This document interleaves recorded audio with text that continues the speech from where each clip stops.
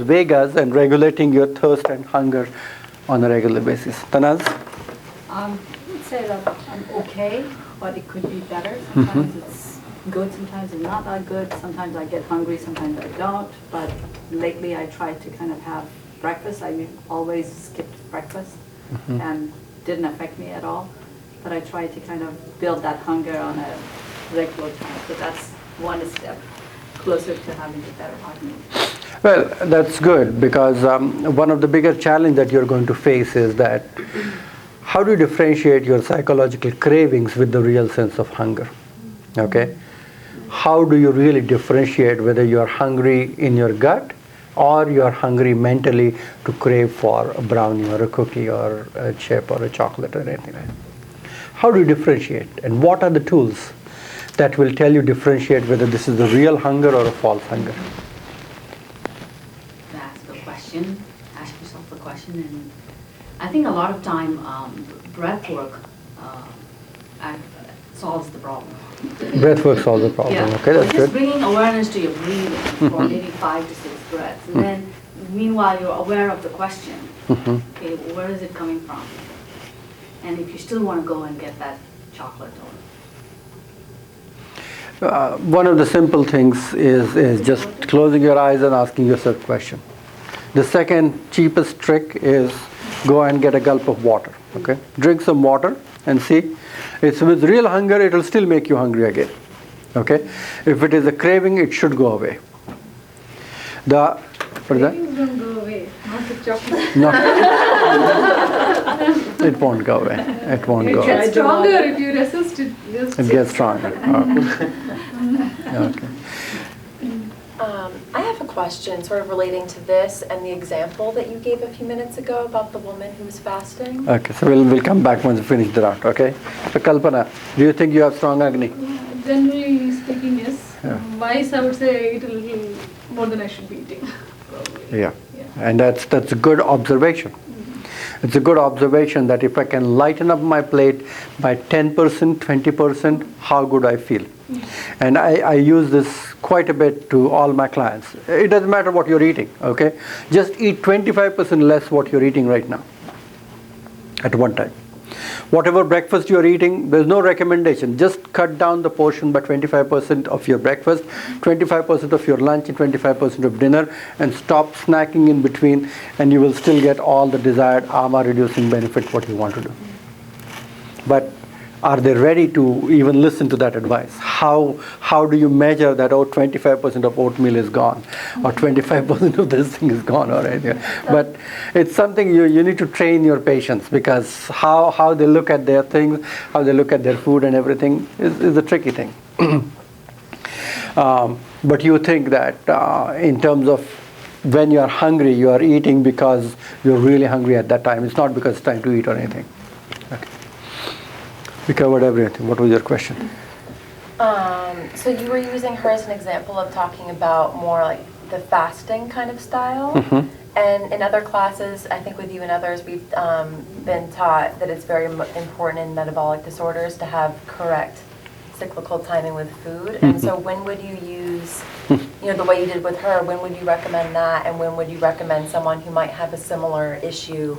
Well, this is not what she should be doing for the rest of her life. Yeah. Okay, we are talking about fasting in general sense for people when they want to do it as a part of prevention or a maintenance routine. So that's when we give them maybe once a week kind of a fast, or we give them a fasting technique where they skip their dinner sometimes, or they eat lighter meals or things like that depending upon their body constitution. This is almost a poor man's panchakarma, which we did in a very crashed manner for a given amount of time. But if she continues on this for a great amount of time, she would get into a bigger problem. Okay, because the body is made up of 5 basic elements. You need to eat elements to nourish the elements. You can't drink water to nourish earth and fire and water and everything in the body itself. Okay, so you have to eat elemental structure of the food to nourish the elemental structure of the food. So down the road she will create greater imbalances and depletion, because if she is not really eating the right kind of real kind of food.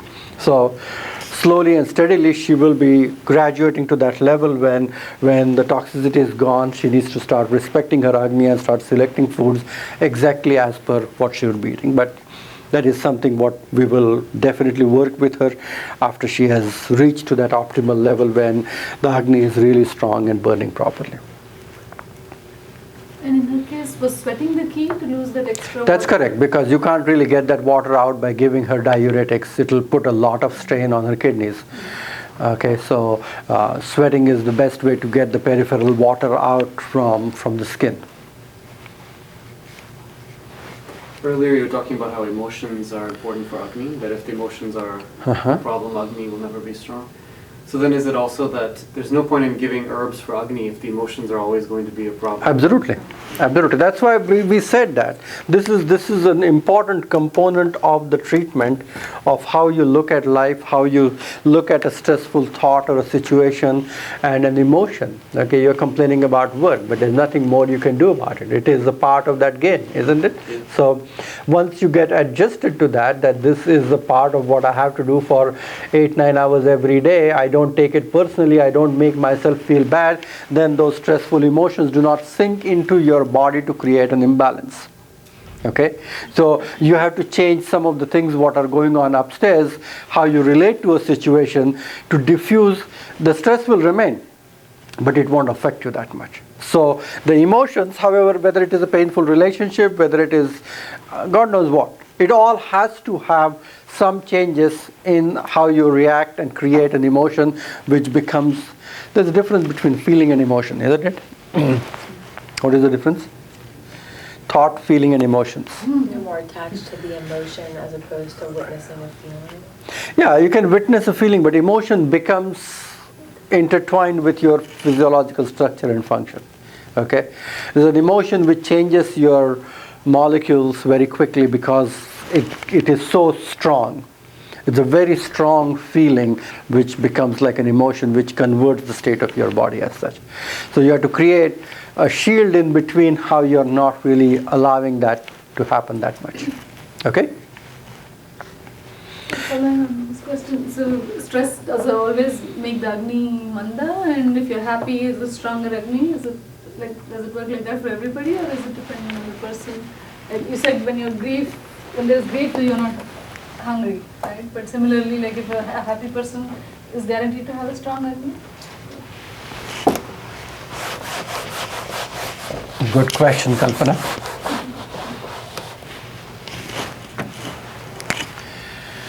Ayur, Varno, Balam, Swasthya, Utsaho, Upachayo, Prabha,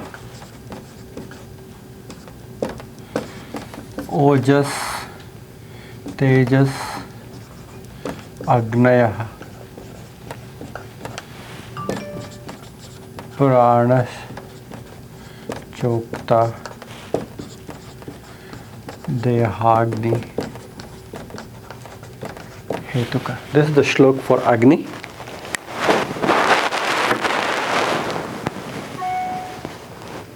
I'll just come back in a minute.